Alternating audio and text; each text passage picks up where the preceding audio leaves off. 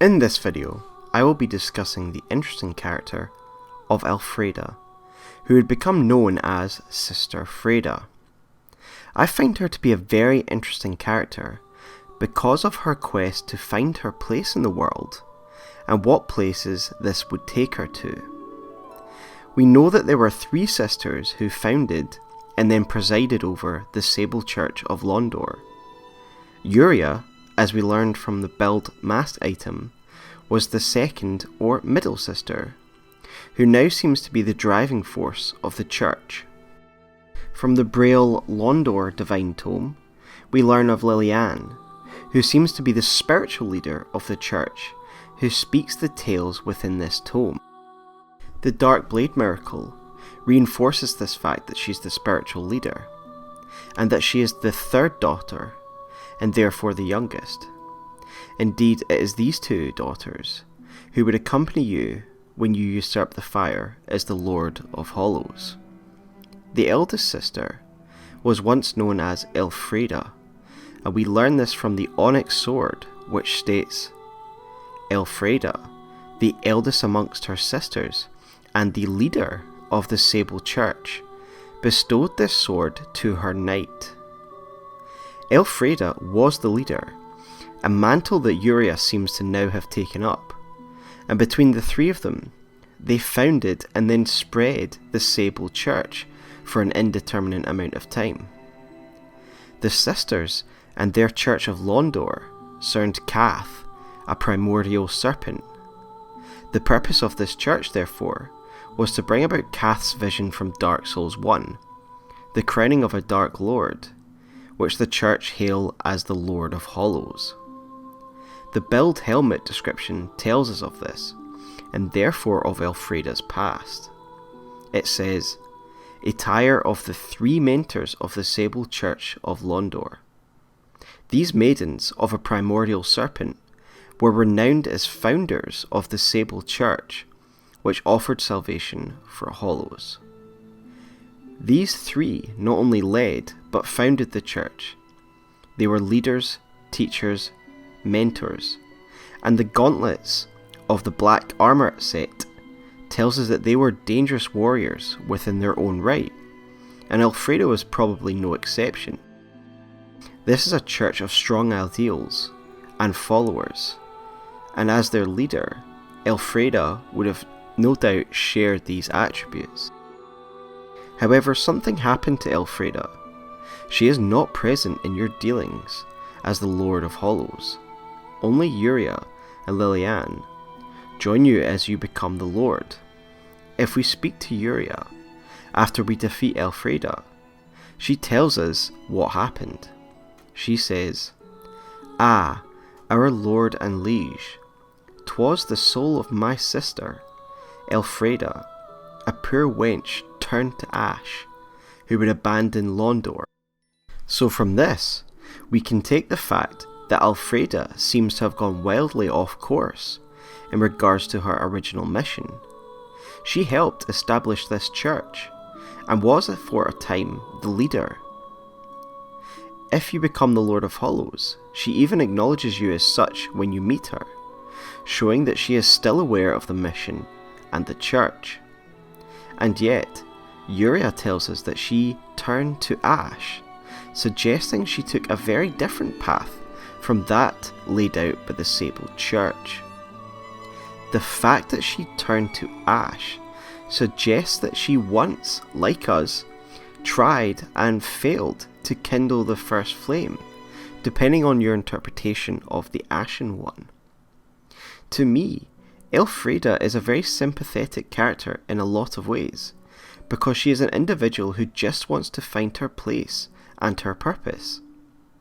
Her ordained set, her armour set, gives us more of an insight into her character.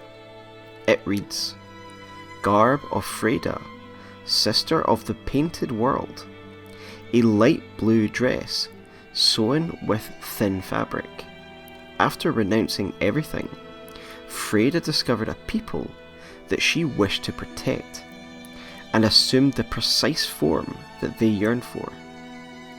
We can see that Friede renounced everything of her past at some point, much like Uriah tells us. She gave up on the Sable Church and its mission, and for reasons we do not really understand, she became Ash. We know from Wilhelm's set that this knight, Sir Wilhelm, was loyal to the sisters, but Elfriede, the eldest in particular. The onyx blade also tells us that Elfriede seems to have parted with him and excused him from her service with this sword as a parting gift. Yet it seems his loyalty to her was more than the loyalty to his church, and so he actually follows her as she renounces her leadership of the church, turns to ash, and leaves Londor. But how did she end up as a tyrant of the painted world? A common theme of these painted worlds is a lack of purpose or of being lost in the outside world. Both of these descriptions fit Elfriede and her subjects.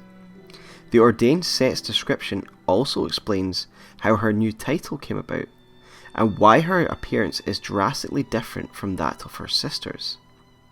She assumed the precise form they yearned for.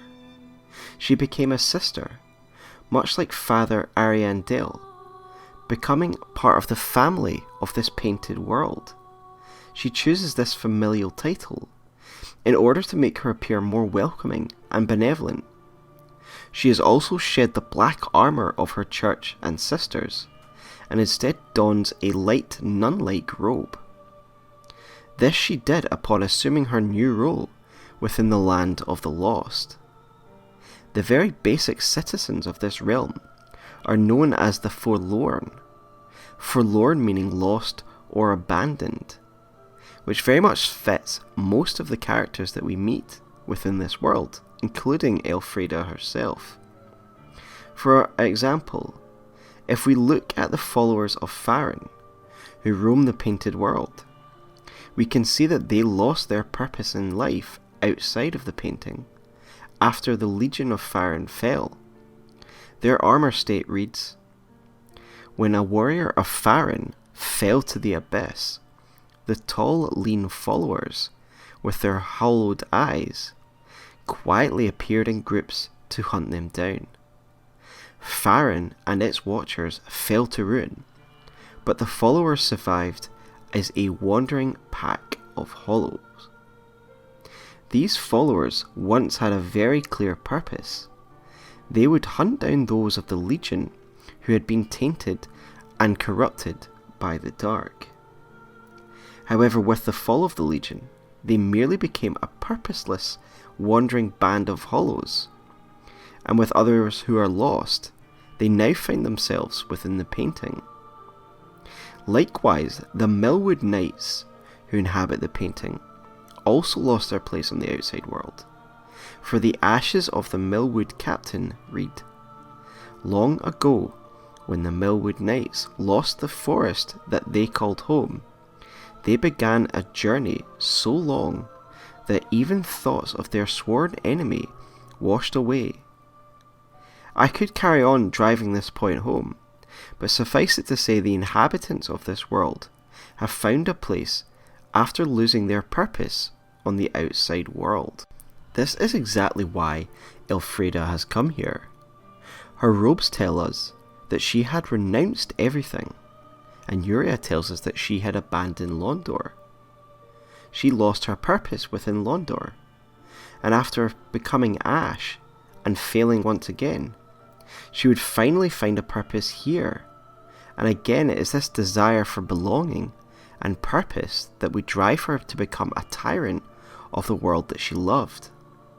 We know that she has been here for some time, for she tells us in her own words that she has long stood beside Father Ariandel.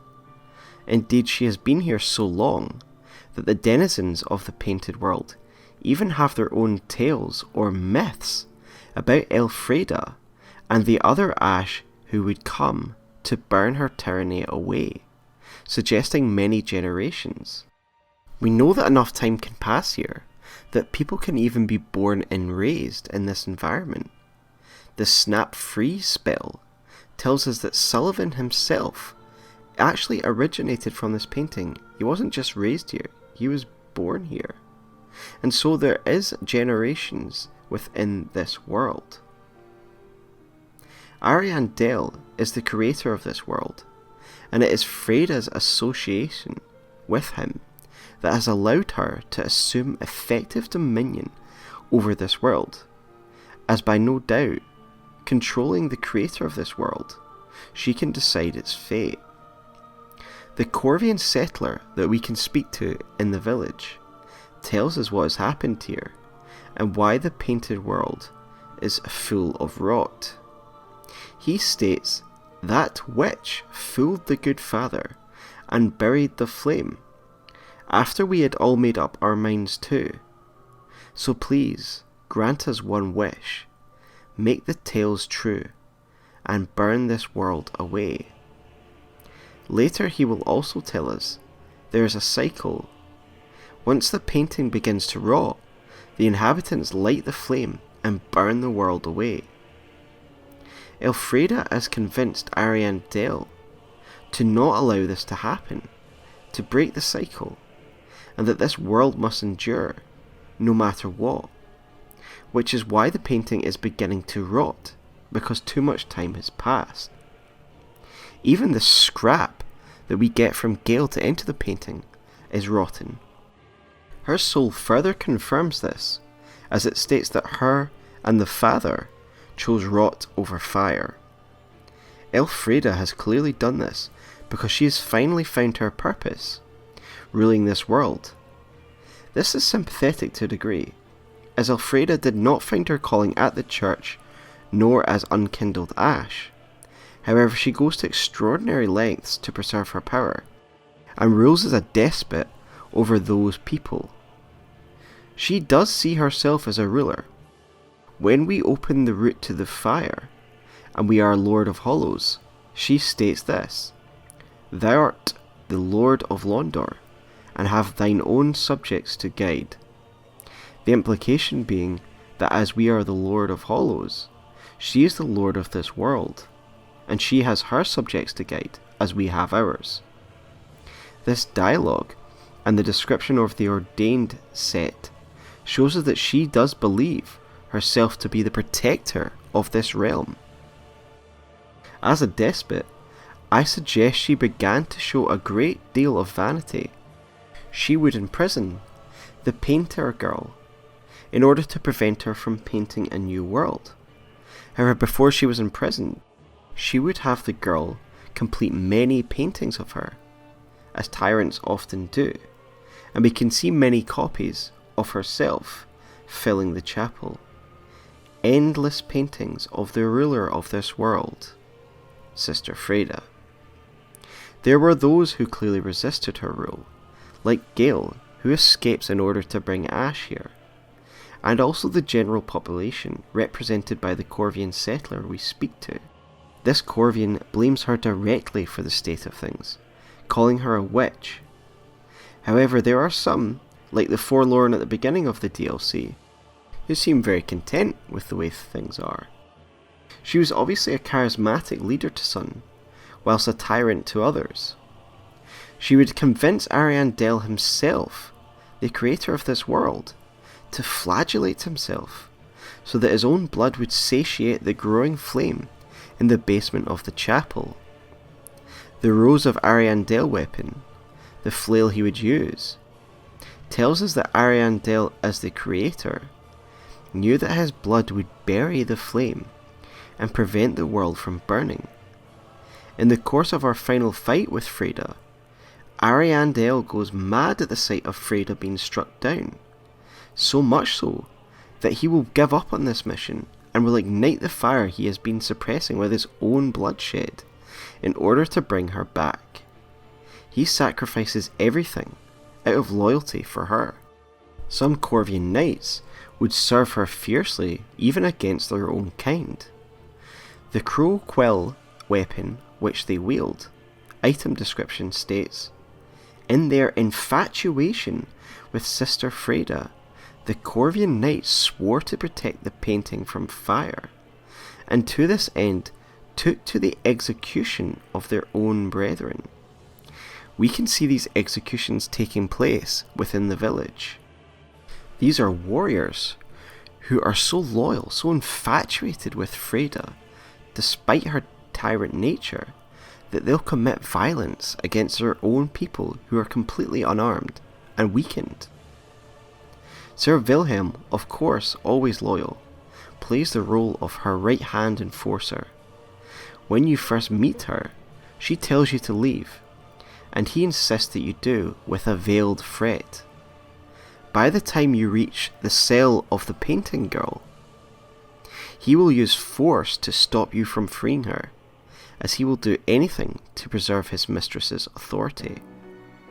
So we can see that while she ruled with an iron fist, there were those loyal to her, and they would use force and any means necessary to preserve her dictatorship. Ultimately, Friede has found her home, and she will go to great lengths to protect it. The Chillbite ring and her great scythe weapon again highlight that this is her home. This is finally where she belongs. And I believe we can all sympathise with this feeling, this longing for a place that we can call home, although Friede goes to great and extraordinarily violent lengths to preserve it. As the other side of the forlorn myths, we do not belong here. Friede states this from the very outset, that we are not forlorn. We have a purpose elsewhere, and it is again a sentiment repeated by the Corvian settler in the village.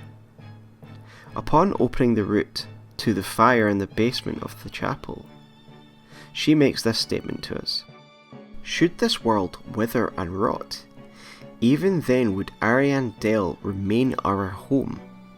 Leave us be, Ashen One, sweep all thought of us from thy mind, as thy kind always have." Once again we are reminded that this is Friede's home. This is the end of her search for purpose and belonging. She will fight, kill, and oppress in order to keep what she has been searching for. She believes she speaks on behalf of all of those who reside here, yet she is delusional, for in her desperate search for a home, for a purpose, she will tell any lies to herself necessary in order to keep what she now has. However, not all that reside here want us to leave. Some want us to end it all, burning down their own home so that it may start anew. We strike her down 3 times.